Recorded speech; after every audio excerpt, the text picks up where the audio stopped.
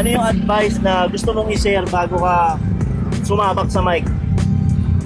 Advice bago ako sumabak sa mic. Yun lang, lakasan mo lang yung loob mo kapag nandiyan na yung mic sa harapan mo. Ayan. Huwag kang mahiya.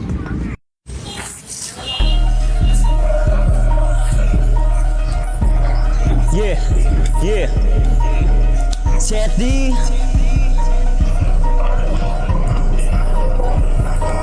Yeah. Sa dami ng hamon, hindi nagpatalo sa alon. Sa bawat lipa ng kahapon ako ay bumangon. Patuloy pa rin ako sa paglayag.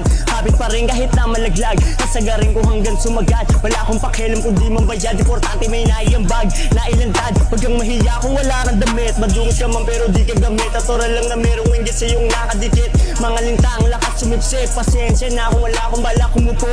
Buhat bangko, sulat banodo pero hindi to abdo. Mga paako, tignan mo, may bakas to ng hirap na nakita mo. Sipati ng kailo sa palad, ganyan din kalawak. Hindi na mabilang ang hawak, hindi na mapigil ang amat. Sa dami ng balak, di na nagpaawat. Ang mga laro na sa utak ko lang sumasagap. Saksing patunay yung mga mahal ko sa buhay. Kung paano pinilit magbuhay ng kulay. Gamit lang galing ko at husay sa pakikinig. Sa akin malabo ka rin na maumay ha. Ano pa ba ang dapat ko napatunayan? Nagpalamon na ako sa sistema, hindi mapigilang, hindi na malayang malayo na rin pala ang narating. Nakalibangan ko sa bawat gabing. Lapis ang gamit ko ng patalhem. Huwag na magtangka na apulahin at baka mag-gang. Isa ka na din sa mga naging abo na lamang pagtapos yung magmagaling. Yeah, yeah, yeah. Pagtapos yung magmagaling.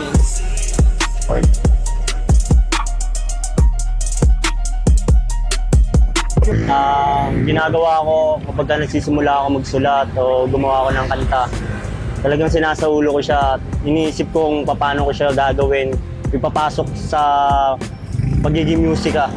Ganito ako magsulat, simula una, gitna, hanggang dulo. Inaano ko na mayroong kwento.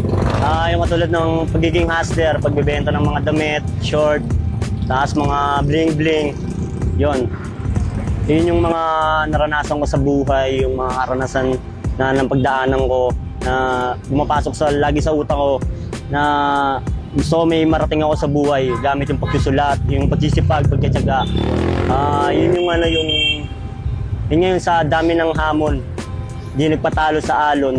Yung mga pagsubok na dumadaan sa buhay natin, isa lang yung pagsubok, kailangan tibayan mo yung sarili mo, mas lakasan mo pa yung loob mo. Ginagawa ko mga hamon sa buhay. Kaya kong magtrabaho sa umaga, pahinga sa gabi, kain, tapos sulat, konting mga tol.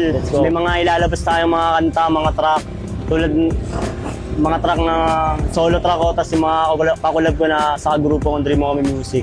Tsaka kay Kuya Penny, abangan nyo yan mga par. Para sa payo ko lang sa inyo, tol, galingan nyo lang palagi at lagi tayong manalangin.